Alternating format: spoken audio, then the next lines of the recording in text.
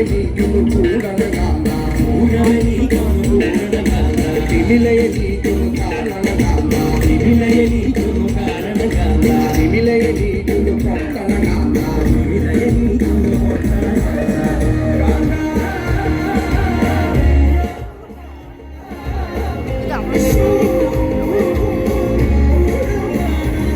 রাতে জঙ্গলের ভেতর বেজে উঠেছে ঢাল, করতাল আর একটা অদ্ভুত সানাই সুর।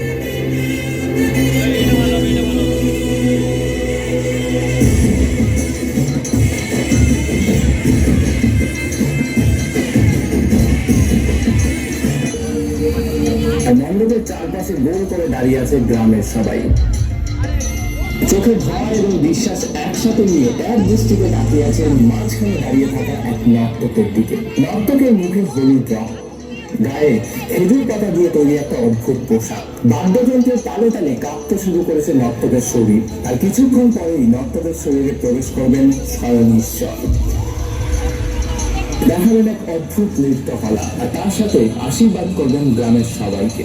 আর যারা যারা কোনো পাপ করেছেন তাদেরকে দেবেন কঠিন শাস্তি।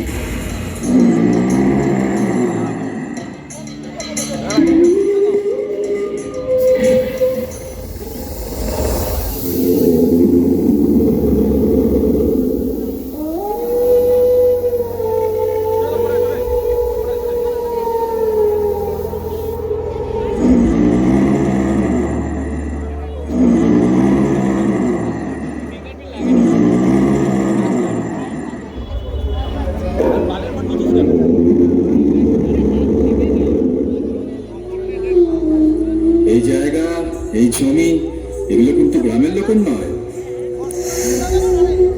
এগুলো সব আমার। হ্যাঁ হ্যাঁ, আমার। এই জমি জমা সব আমার ফেরত চাই। হ্যাঁ হ্যাঁ, আমার সব ফেরত চাই। ভালো প্রশ্ন করেছো তুমি, আর তোমার জমি আমি ফেরত দিয়ে দেবো।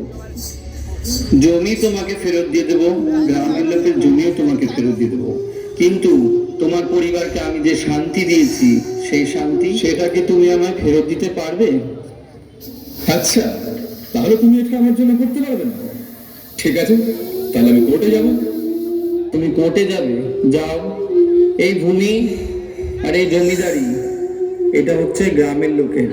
ওই গ্রামের লোকের বিচার ওই সিঁড়িতেই হবে। সেটা কি কোনো দেবতা বলছে, নাকি মুখে রং মাখা কোনো নর্তকী?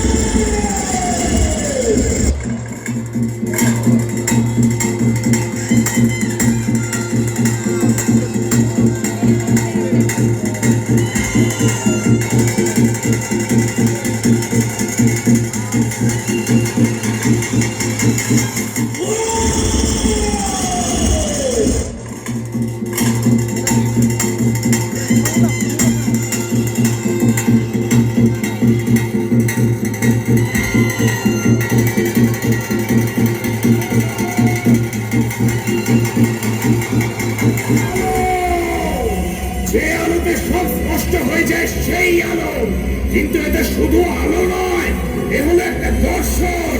যে আলো ভূত ভবিষ্যৎ স্পষ্ট করে দেয় সেই আলো। দেখতে পাচ্ছ?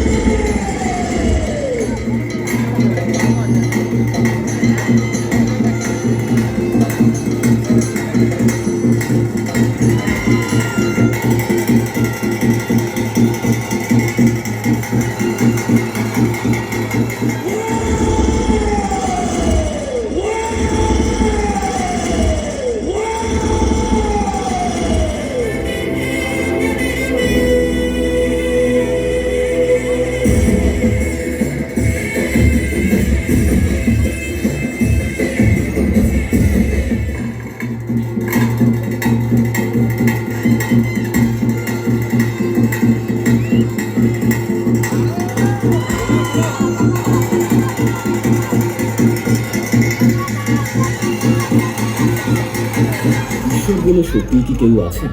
পাপ পুণ্য বলে সত্যিই কি কিছু হয়? যদি ঈশ্বর থেকেই থাকেন তাহলে তিনি কেমন? পাপ পুণ্যের বিচারই বা করে কে? আর ঈশ্বর যদি না থাকেন তাহলে এই বিশ্ব ব্রহ্মাণ্ড চালাচ্ছে কে? দেখুন, যুক্তি শেষ হয়ে যায় তখন বিশ্বাসের জন্ম হয়, আর সেই বিশ্বাসের নামই হলো কান্তারা।